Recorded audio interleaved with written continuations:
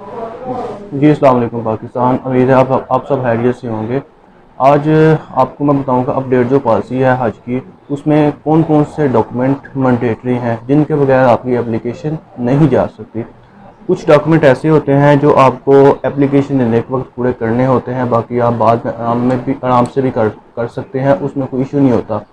लेकिन इस दफ़ा पॉलिसी कुछ ऐसी आ गई है कि इसमें कुछ नए डॉक्यूमेंट जो कि लोगों को काफ़ी मुश्किलात का सबब बन रहा है पूरे करने के लिए, तो मैंने क्या सोचा कि आपको छोटी सी एक वीडियो बना के आपके साथ शेयर कर दूं, ताकि अगर आप भी हज की एप्लीकेशन देना चाह रहे हैं 2022 के हज के लिए, तो आपके पास ऐसे कौन से डॉक्यूमेंट होना ज़रूरी है जिसके बगैर आपकी एप्लीकेशन नहीं जमा हो सकती।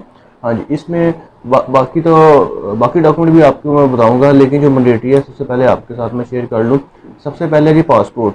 पहले होता था कि अगर आपका पासपोर्ट नहीं बना हुआ तो टोकन शोकन साथ लग जाता था, लेकिन इस दफ़ा ऑनलाइन एप्लीकेशन जमा हो रही है, कोई भी फिज़िकल फॉर्म नहीं है, इसलिए आपका जो है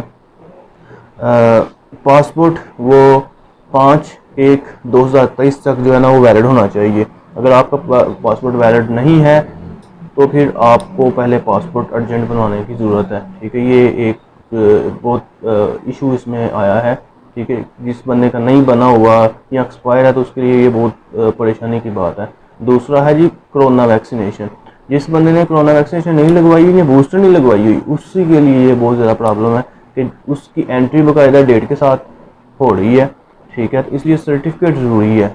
किसी ने एक लगवाई है, चलो दूसरे वो लगवा लेगा, लेकिन जिसने बिल्कुल नहीं लगवाई उसके लिए तो पॉसिबल ही नहीं उसकी एप्लीकेशन जाना। ठीक है। और तीसरा है जनाब इसके अंदर मेडिकल सर्टिफिकेट। पहले ऐसा होता था कि हम मेडिकल सर्टिफिकेट बाद में भी ले लेते थे, अब वो भी ज़रूरी है कि ये आपने एट द टाइम एप्लीकेशन आपने मेडिकल सर्टिफिकेट और एक तस्वीर जमा करवानी है। ये डॉक्यूमेंट जो है ना वो चार ऐसे डॉक्यूमेंट हो गए हैं कि जिसके बगैर आपकी एप्लीकेशन जा ही नहीं सकती। ठीक है, अब आपके साथ ओवरऑल बात कर लेता हूँ। बाकी डॉक्यूमेंट वही है जो हर साल हम आपसे लेते हैं बैंक वाले। उसमें पहला है आईडी कार्ड की कॉपी है, सेकंड है अपना मोबाइल नंबर आपका होना चाहिए, और जिस नेटवर्क पे होना चाहिए उसका पता होना चाहिए। बस लोगों ने जैसे सिम ली हुई है यूफोन की, उसको टेलनाट पर कन्वर्ट करवाया हुआ है, उस पर कुरानंदाजी के बाद मैसेज आता है, इसलिए वो उसका सही बताना ज़रूरी है।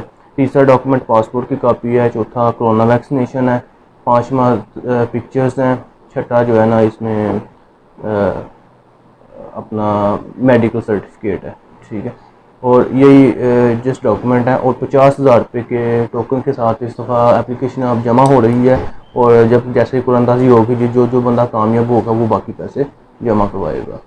ठीक है, तो इस मज़ीद अगर किसी को मालूमात चाहिए तो वो मेरे साथ रब्ता कर सकता है। ठीक है, इंशाल्लाह मैं आपको इसके बारे में गाइड कर दूँगा।